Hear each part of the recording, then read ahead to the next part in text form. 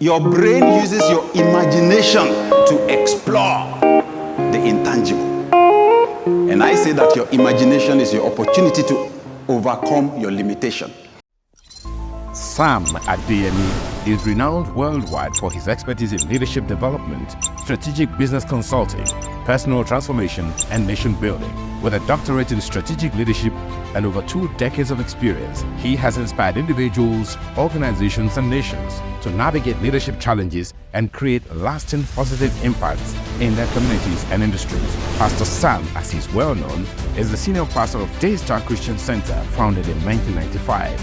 It has grown into a community of over 40,000 members with a thriving international audience, living out its vision of raising role models. He instituted transformative institutions such as the Daystar Leadership Academy, where more than 40,000 members have been trained in practical leadership principles, and the Daystar Business Academy, equipping entrepreneurs with the strategies needed to thrive in local and global markets. He convenes this annual Excellence in Leadership Conference, ELC, which attracts top international thought leaders to share forward-thinking leadership strategies.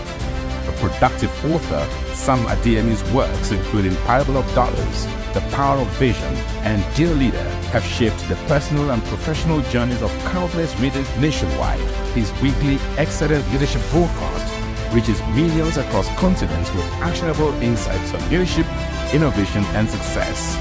He advises Fortune 500 companies, small to medium enterprises, government officials, and institutions, guiding them through innovation, adaptation, and exceptional leadership in today's fast-evolving global landscape. Ladies and gentlemen, please join me in welcoming to the Excellence in Leadership Conference our host and first speaker, Sam Adeyemi.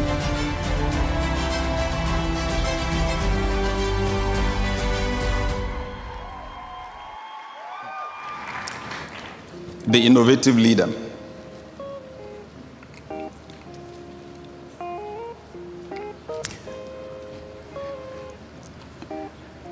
Every car today has the belt, right? Safety belt. It was not always the way it is now. We call it the 3-point safety belt. It was not always like that. Okay? It used to be just across the waist. It used to be just across the waist. But then they discovered that even though in the event of a crash, it restrained people, it also created problems.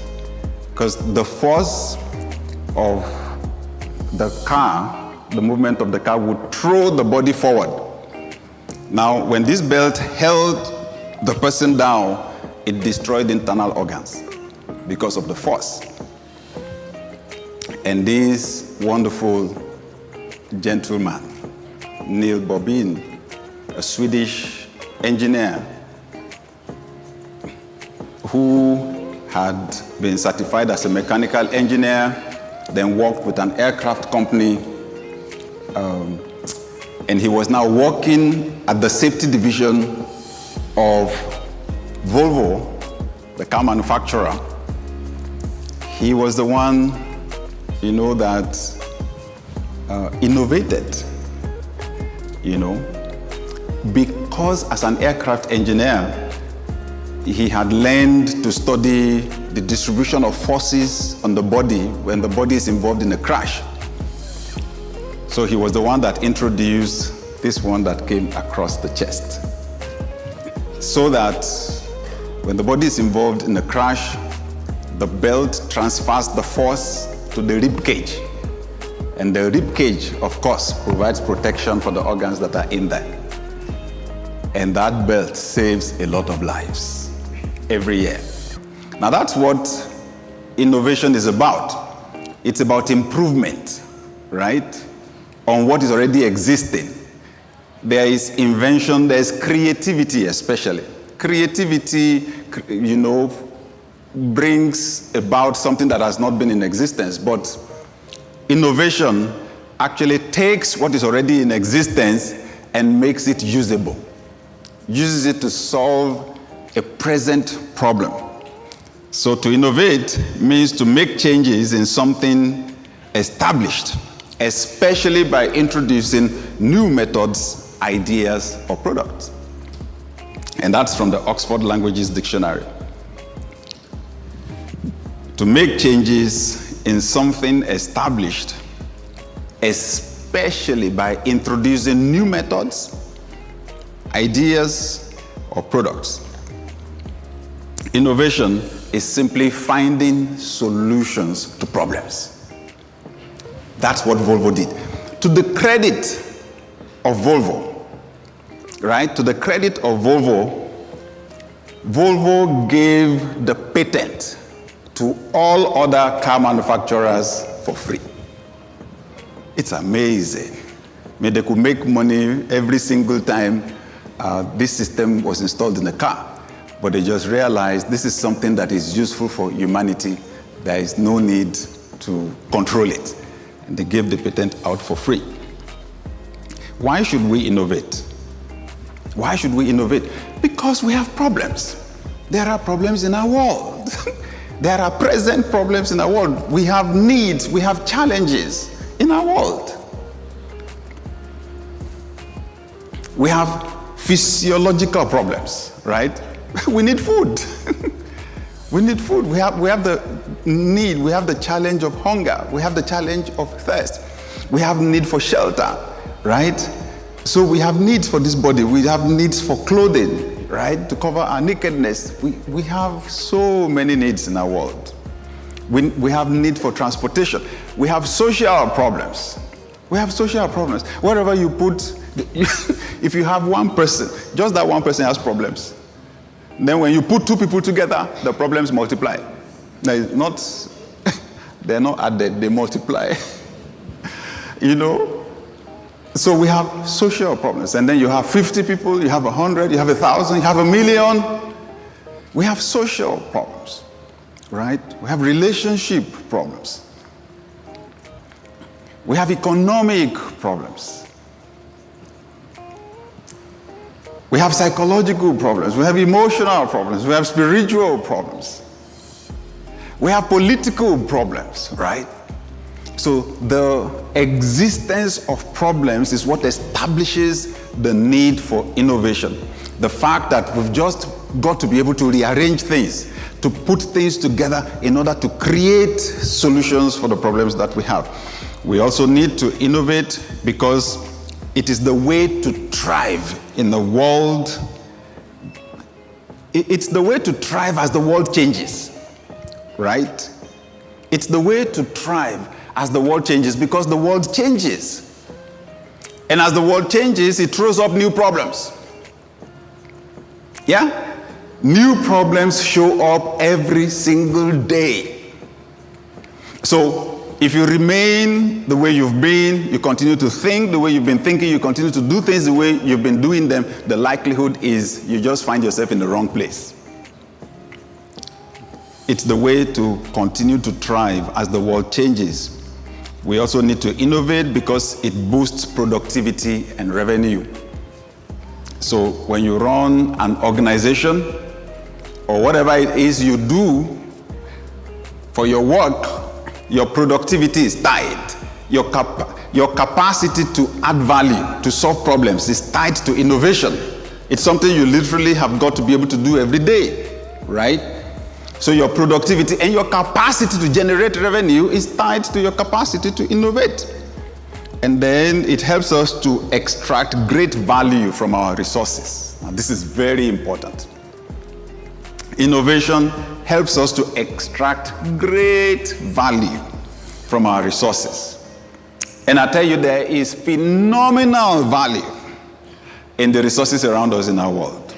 Phenomenal value. At an extreme end, you have the mineral resources in the soil, like we have crude oil in Nigeria. Without innovation, the crude oil will be totally useless. You can't drink it. You can't use it to cook. You can use it to bathe, right? Without innovation, we never would have been able to extract the things that we get out of crude oil, including petrol, the PMS, the diesel, the kerosene, even plastic chairs, right? and several other products. Without innovation, what would we do with the cotton on the fields? We have to be able to innovate to produce textile materials. What would we do? The skin is on the back of cows. Without innovation, we would not have gotten any shoes, right? So, innovation is what helps us to extract the value from the resources around us. I remember in the early days of Daystar,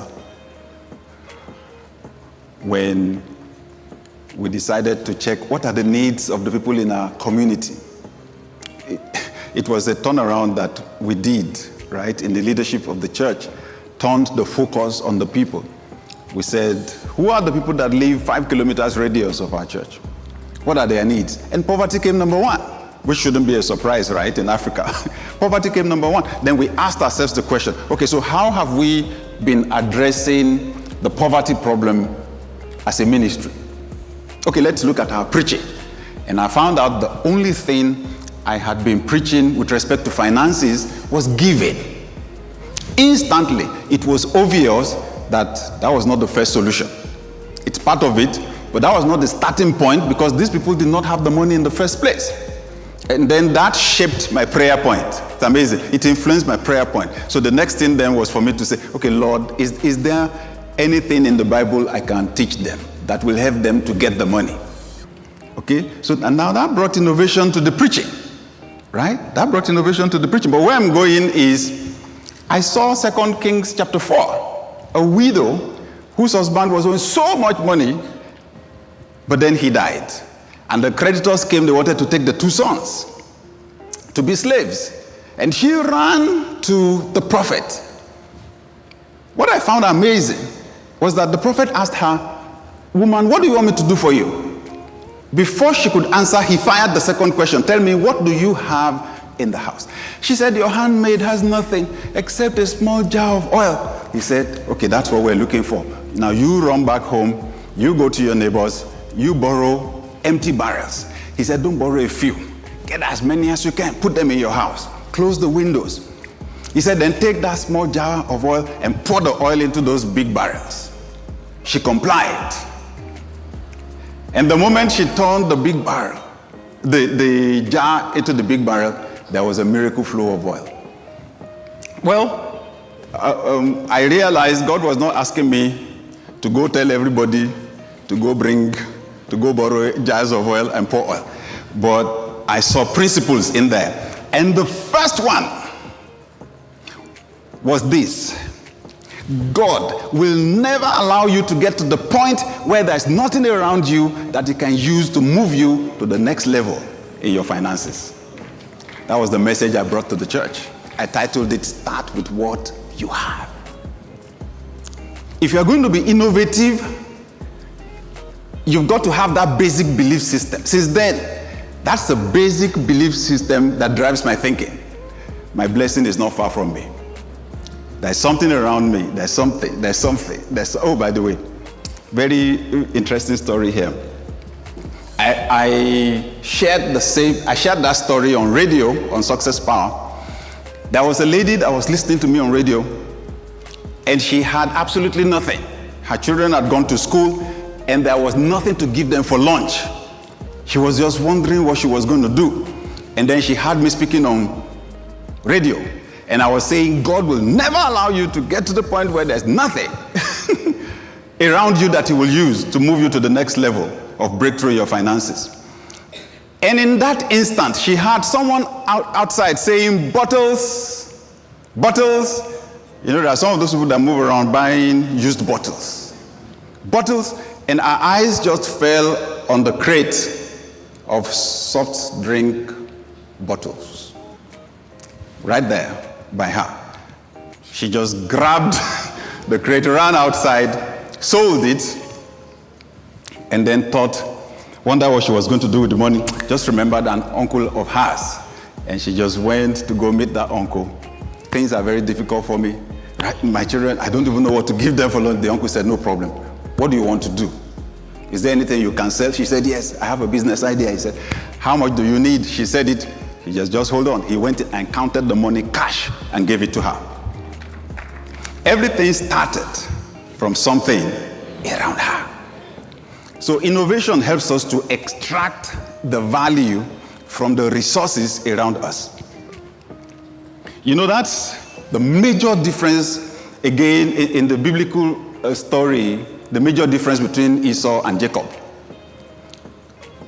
When you pay, if you really want to enjoy the Bible, just put aside the narratives that they've told you since you were a child and read it yourself, okay?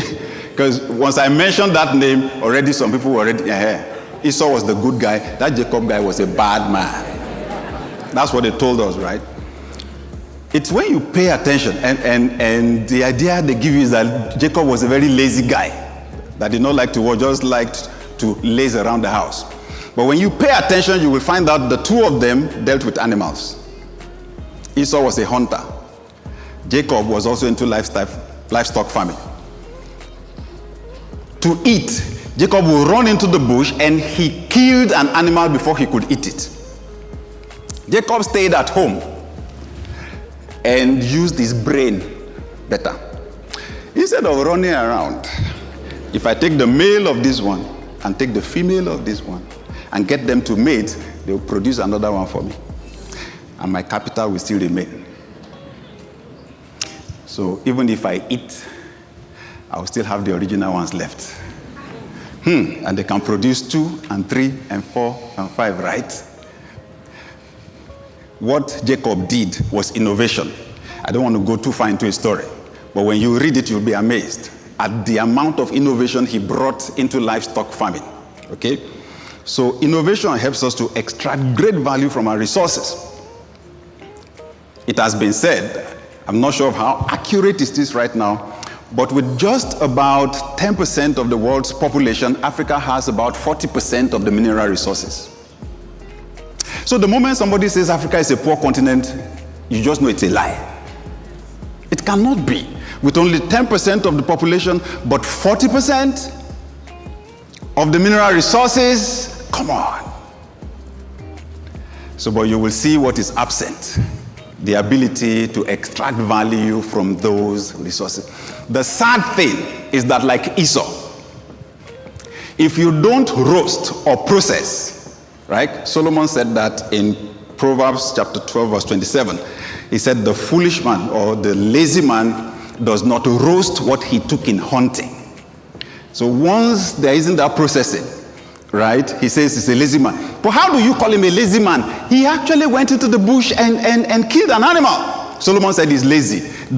What Solomon is describing as laziness is not physical exertion. It is mental exertion. Okay? Good. Innovation helps us to carve a niche. It helps us to carve a niche, right? Whatever business you're in, if you are innovating, they will soon recognize you as a unique problem solver. So innovation helps us to carve a niche, helps us to build a brand, to establish a brand, and helps us to have an edge over competition. If there ever was a time to innovate, that time is now. There's so much uncertainty and change in our world, and there's a lot of disruption going on. We're having new social, economic, cultural, and political challenges. They all need innovative solutions. Right now, our families need to innovate. Am I right? At least every Nigerian will understand that. Am I right? When it comes to buying food in the house, we need innovation. Innovation with the sources of protein and other things like that. Our families need to innovate. Our organizations need to innovate. Our communities need to innovate. Our nations need to innovate. Nigeria needs to innovate. Africa needs to innovate. Our world needs to innovate. I don't have much time. My job is just to lay the foundation. Good. So let me describe what I describe as the foundation for innovation. Just two thoughts. The foundation for innovation. first one, you must really care about people. You must really care about people. There's something we call innovation for innovation's sake. So it's not really that you care about anyone, that you're solving problem about anyone. It's just that since you are an ideas person, you just like to play around with innovation. We don't need that now. We need to do innovation for the sake of people because there's a lot of suffering going on in our world. The foundation for innovation is love. Yes. You rarely hear that word in a leadership discussion, but we have to bring it back because leadership is about people. Leadership is about people. You must really care about people. You've got to really, really care about people. I define love as the ability to recognize and celebrate value in another person. And I draw that from John chapter 3 verse 16 in the Bible. For God so loved the world that he gave. You know, the tough part, the reason why we don't want to use the word love in leadership circles is because of what musicians do with the word love. Because when you say love, romantic love. I'm sorry. For God so loved the world that he gave his only son. God was not feeling romantic. That was not romantic. That was sacrifice. Yes. Recognizing value in another person. Every human being is an extension of God. Man was created in God's image. Man is the most valuable asset on this planet. Treat him like that. Treat her like that. The most valuable asset on this planet. And usually when I have the opportunity, I explain how Jesus Christ gave us a template for what will happen the day everyone appears before God to get an assessment of the lives that we lived. In Matthew 25 from verse 31. And he said that on that day, God would look at some people and say, go away. I was hungry, you did not feed me. I was thirsty, you did not give me water to drink. I was naked, you did not clothe me. I was sick, you did not visit me. And those people would argue, Lord, it's not possible. You, God, it's not possible that I will see you hungry and not give you food. It's not possible. And God will say to them, as much as you did not do it to any of the list of these people, you did not do it to me. He will tell some people, oh, enter into the joy of your Lord. I was hungry, you fed me. Even they would argue, when did I see you hungry and feed you? God, he would say, no. As much as you did it to any of the list of these people, you did it to me. So I said, one plain thing that will happen on that day is that people will discover that they met God, but they did not recognize him. Whatever God must deserve, never give it to a human being. When you look at man from that prism, and you then appreciate the phenomenal value of man, you will never treat a human being with indignity again. The second thing is you will observe gaps in their lives. Why should someone so valuable not have food to eat? Right? And then what does that do? It motivates you to give. Right? So the first proof of love is giving. So, and we're saying that is the foundation for innovation. That's why we create solutions. Because man does not deserve to be destroyed. Man deserves the best. When you look at us as humans, you realize our most valuable item, our most valuable asset is time. That's one asset that is irreplaceable. Once it's gone forever. Good. So, whatever your job is, can you find ways to save people time?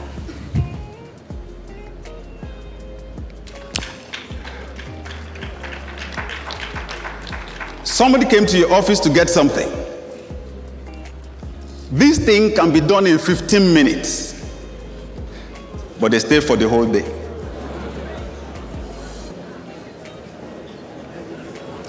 I know, because when we say innovation, we may be thinking of how to invent spaceships like Elon Musk. Let's leave that one. Let's start from the basics.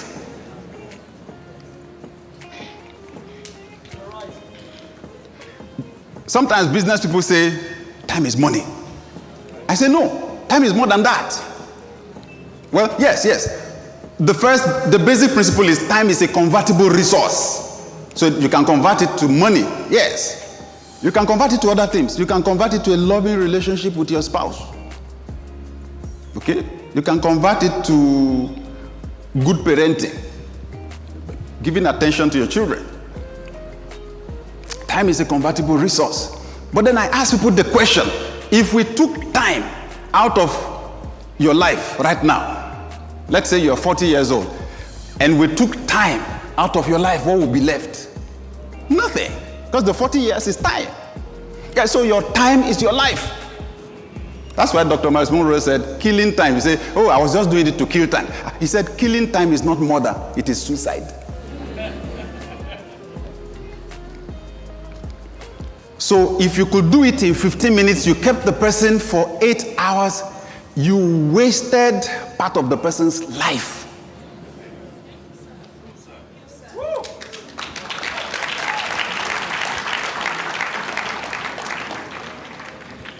There are a lot of simple innovations we could do like that.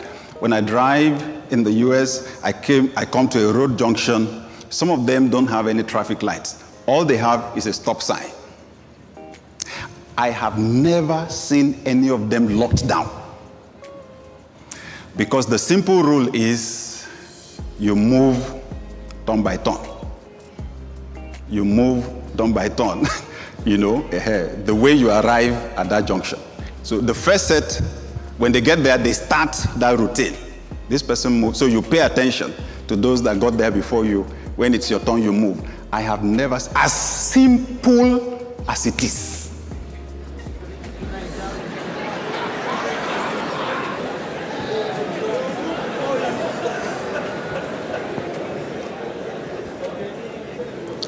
So if you really care, those things may sound simple, but to me they are the measure of love in the society. Period. Doesn't matter how much we preach about love, but that's the measure, how we treat one another. If we love, we will innovate to make life easy. You can also ask yourself, how can you save people money? Right? It was in order to save time that the British invented the queuing culture. Yeah, they pride themselves in the fact that they invented the queuing culture for the whole world. Showing respect for each person. The person who got there before you, show respect for the person's time by waiting your turn, right? But then you find out when it is organized, everybody actually moves faster. The second point in the foundation for innovation, you must value the human mind and ideas. You must value the human mind and ideas. You must value the human mind and ideas. If you've been in Esau's company, you got to switch to the Jacob company. The equipment that God gave us is the mind for recognizing value and for extracting it. You've got to accept. See, the first dimension to this innovation thing is attitudinal. You've got to accept that you are a co-creator with God. It's not for nothing that it says you are created in God's image. You have the capacity to bring into existence things that have never existed before. And several ELCs ago, Dr. Mensah Otabil was sharing with us from Genesis chapter 1, verse 28. And he said, that command, be fruitful. The only understanding we got to it was that we should give birth to children. And he said it is more than that. That when a person originates an idea, we call it the person's brain child. So he said, we've been creating children, but we've not been creating what the children will eat, right? So, and the world pays you in proportion to the value of your brain children. Where are your brain children, right? You've got to accept that you're a co-creator with God. Secondly, you've got to accept that God gave you an equipment for innovating, and it's your mind. Your physical body is your mind's instrument for collecting data from what is happening. We think it's the eyes that see, but no. It is actually the mind that uses the eyes to see. We think it's the hand that feels. No, it is the mind that uses the hand to feel.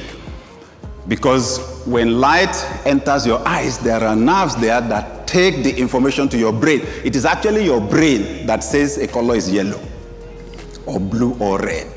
It's the brain, right? So your brain uses your body to collect data and interprets the data. Your brain uses your imagination to explore the intangible. And I say that your imagination is your opportunity to overcome your limitation. Because when it comes to your imagination, you have no limits. You're not limited by time. You can live in the past, you can live in the future. You're not limited by space. You can travel thousands of kilometers in a fraction of a second. In my imagination, I can decide to eat lunch or brunch with King Charles. Now. Yes, London. The amazing thing is that the mind stands in between the intangible world and the physical world.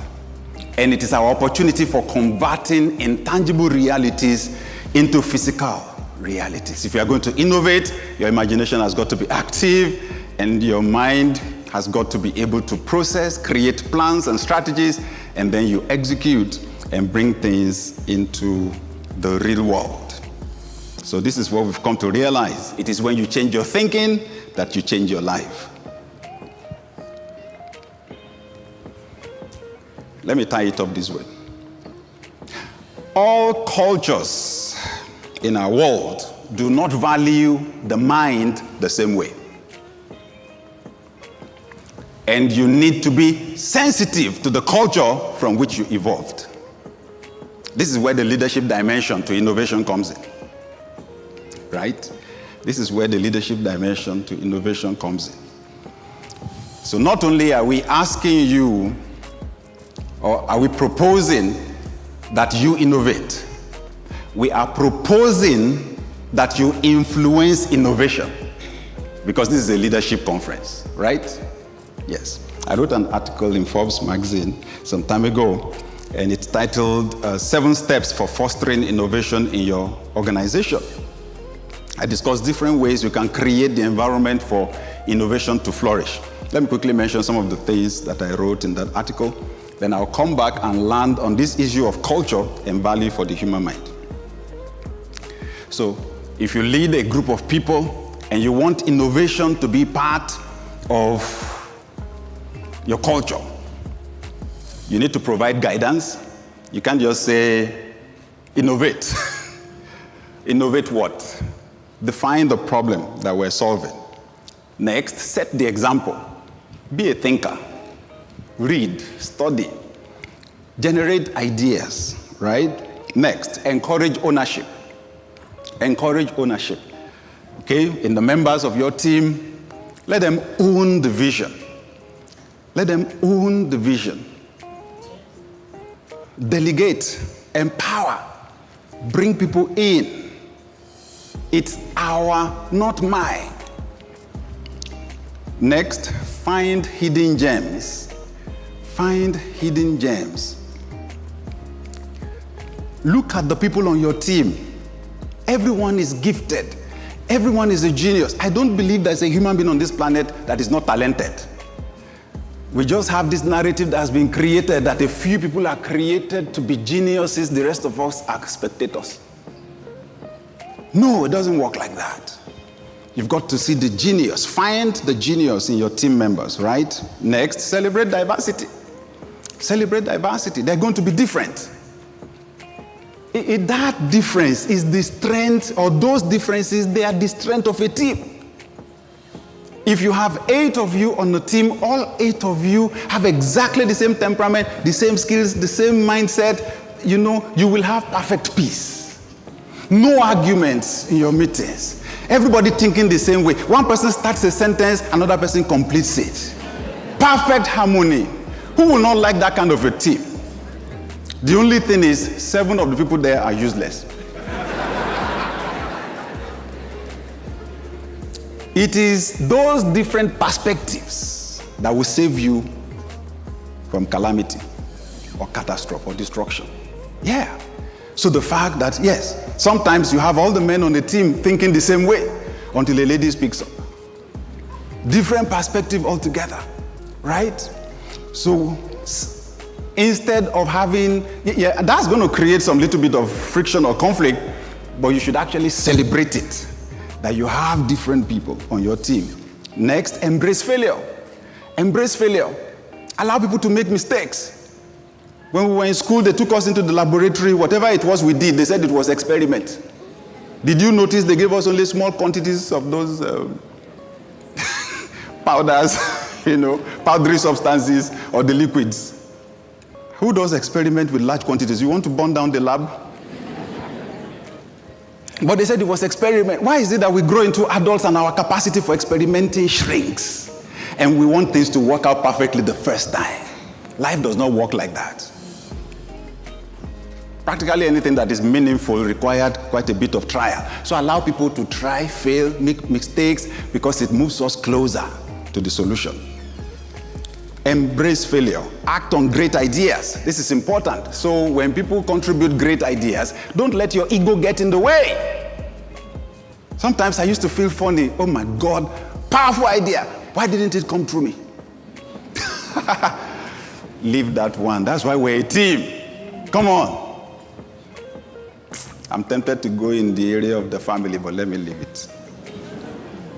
Act on great ideas. Okay? Examine leadership styles. Leadership styles are different. People are different. Allow people, as long as they are not being destructive, to show their specialty, right? And then pay attention to hierarchy. Especially if you evolved right here in Africa, you know that our societal structure is patriarchal. It's patriarchal and hierarchical. There's power distance. The powerful are very powerful. The powerless are very powerless. In Daystar, we went against it, headstrong. Why? Because Jesus Christ said in Mark 10:42-45, you know that among the Gentiles, their rulers lord it over them, but among you, it shall not be so. Anyone who wants to be leader among you should be servant. So he asked us to go countercultural. That's how we were having a meeting just after we moved into this place. And then the discussion came about, we were buying chairs, and then we came to the chairs of the pastors. Then somebody said, but this is Daystar, right? This is Daystar. So why should we actually be sitting on chairs that are different from that of the church members? And everybody said, that's true, So we agreed. That's how we removed the thrones that we were sitting on. Okay?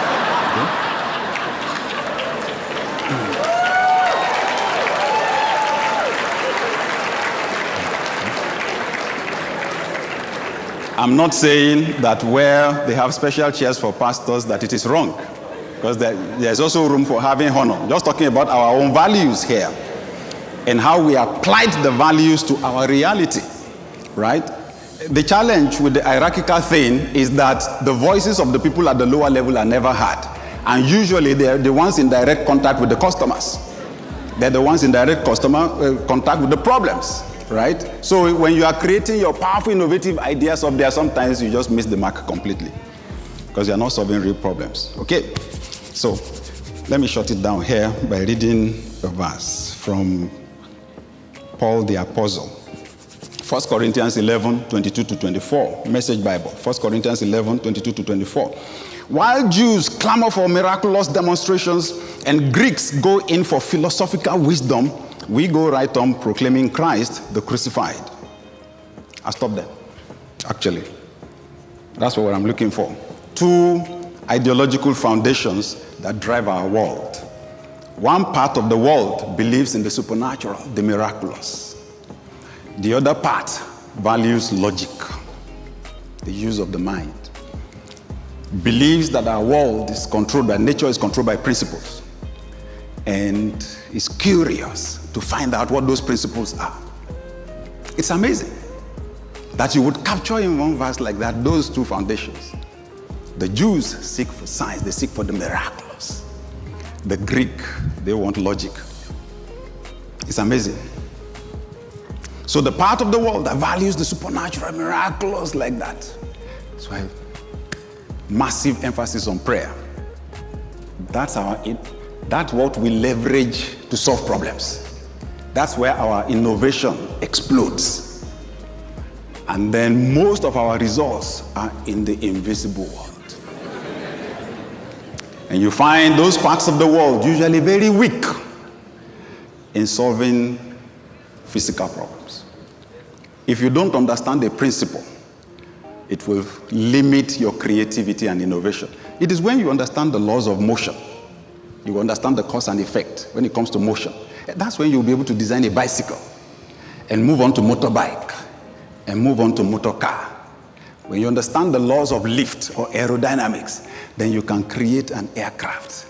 Massive thing like that, weighing like 30-story building or 10-story building, sailing through the sky, thousands of miles and coming gently. In another part of the world, I've not seen one that was flown by prayer. They were flown by people that went to flying school. If I board a flight and the pilot says, "Welcome, ladies and gentlemen, this is flight so and so and so from Lagos to London. The amazing thing here is I never went to flying school, but I tell you I am gifted for this job. And I have prayed. I wish you a safe flight. I will break down the door." You said what? You did. Die alone, okay? Don't bother me. So you have the part of the world that values logic. Yeah? And they innovate. And what they innovate, the rest of the world has to buy.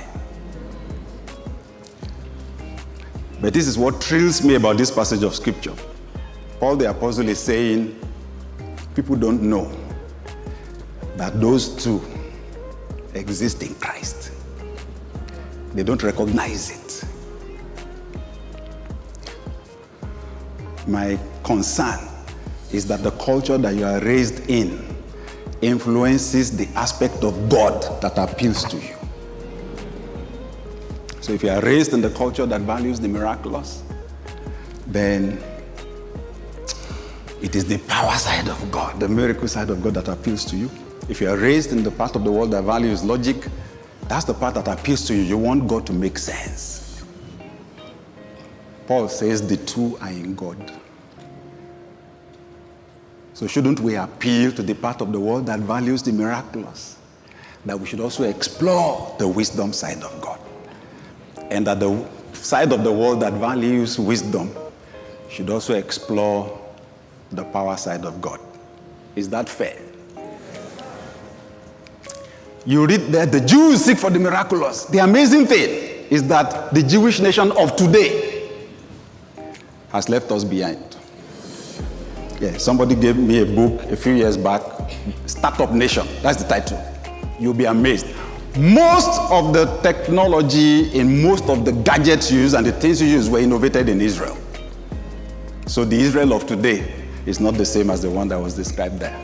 The one of today values innovation.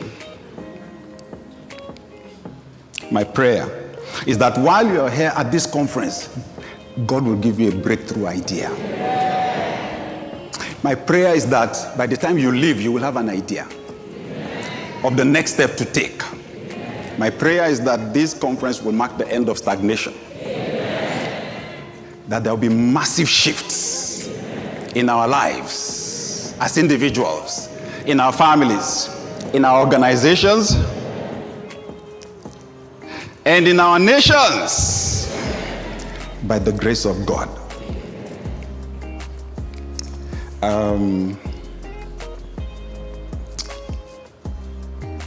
At the last session, we'll be praying together because it's real serious business, right? Please don't miss it. I also have a very special announcement later this afternoon. Please watch out for it. So, help me to tell the person sitting close by, if you're here physically or you're part of a watch party, it's my pleasure to be sitting next to you at ELC 2024. So welcome to ELC 2024.